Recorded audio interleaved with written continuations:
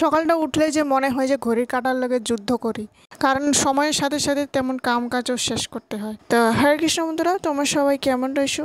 আশা করি সবাই ভীষণ ভালো রয়েছে। তো বন্ধুরা, এই যে সকাল থেকে ব্লগটা স্টার্ট করলাম। আর যদি ব্লগটা ভালো হয় তো লাইক শেয়ার কমেন্ট করতে ভুলবেন না। তো এই যে অনুরাধার আগে এই যে উঠে আজ এই যে ঘরের কাম কাজ সেরে ওরা স্নান করে দিয়েছি, কারণ বাইরের দিনটা কেমন বৃষ্টি বৃষ্টি ভাব। এই যে দেখুন, যে বৃষ্টি পড়তেই এসে আজ সকালবেলা, সকাল থেকে বৃষ্টি পড়তে এসে। এই যে সকালের বাসন কাসন ছিল, বাসন কাসন ধুয়ে আমিও স্নান করে নিয়েছি। স্নান করে বাসন কাসন ছিল ধুয়ে সব পরিষ্কার করে এখানে সবগুলো গুছিয়ে গুছিয়ে রেখে দিই। ঘরের কাম শেষ করে নিয়ে আগে বাইরের কামগুলো শেষ করে নিয়েছি। বৃষ্টিও পড়তেছিল তখন, ভালোভাবে বৃষ্টি পড়ে নেই ঘরে ঢুকার পরে, তারপরে বৃষ্টিটা পড়তেছে। তারপর এদিকে ঘর দুয়ারগুলো এই যে, তো এই যে আগে গ্যাস গুসগুলা ভালোভাবে পরিষ্কার করে নিব, মানে তেলের ছিটার কোন সময় পইরা থাকে কোন আইকনে, তো এগুলো ভালোভাবে মানে ঘষে ঘষে পরিষ্কার করে নিতে হয়। তারপর এই যে ঘরগুলো ভিতরে ভিতরে ঝাড়ু দিয়ে সুন্দর করে এখানে মুছে ঘষে পরিষ্কার করে নিলাম। তো এই যে বাড়িতে একটা তোতা পাখি নিয়ে এসেছে বর, ভাটৌ পাখি হয়। এই যে ছোট বাচ্চা, বেশি বড়ও না।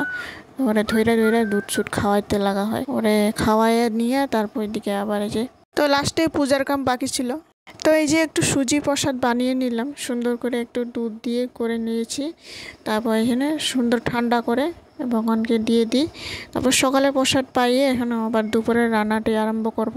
তাই ছোটো ছোটো একটা বেগুন নিয়েছি, ছোটো ছোটো বেগুন আলু দিয়ে একটা রসা মতো শুধু একটা মাখা মাখা করে একটা সবজি করবো। এই যে প্রথমে এখানে ছোটো ছোটো করে বেগুনগুলো কেটে নিলাম, তারপরে যে একটু তেলের মধ্যে ভাজা করে নিব।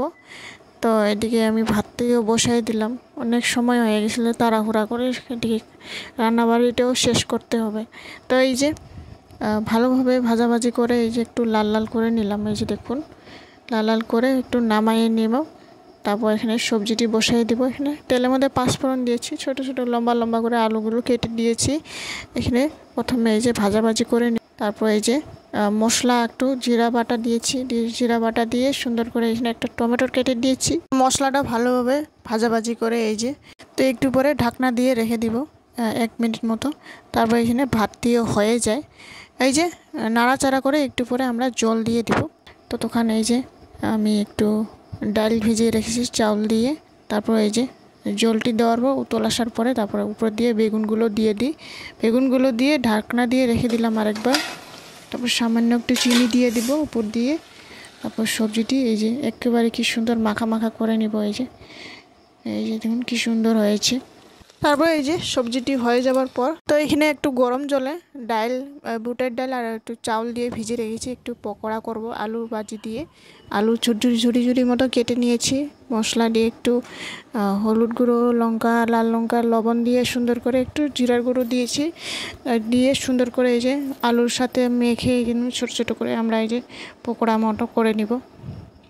তো যেহেতু আলু দিয়েছি একটু ঢাকনা দিয়ে রেখে দিতে হবে। তারপর এই যে সুন্দর করে উলট পালট করে আমরা এখানে ভাজাভাজি করে নিব। তো বেশি কিছু করলাম না, এই যে সিম্পলভাবে প্রসেসে করছি একদম আজকে দুপুরের জন্য। এই যে তো এটা হয়ে যাওয়ার পর আবার এখানে ডাল একটু সিদ্ধ করে নিয়েছিলাম আগেই, ডালটি এখানে সোমবার দিয়ে দিলাম। এতে দুইটা মতো লাল লঙ্কা দিয়ে সুন্দর করে এই যে দেখুন সোমবার দিয়ে দিই। সোমবার দেওয়ার পর তারপর ডালটিও হয়ে যায়।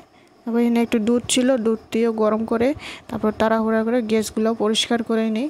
পরিষ্কার করার পরে তারপরে দিকে আবার দুপুরের খাওয়াটি রেডি করে নিই। এই যে দেখুন বেগুন আলু দিয়ে একটা সবজি করেছি, ডাল করেছি, তারপর এখানে পকোড়া ভাজি আলুর ঝুড়ি করে, তারপর সব থেকে শেষে একটু লেবু দিয়ে দিব।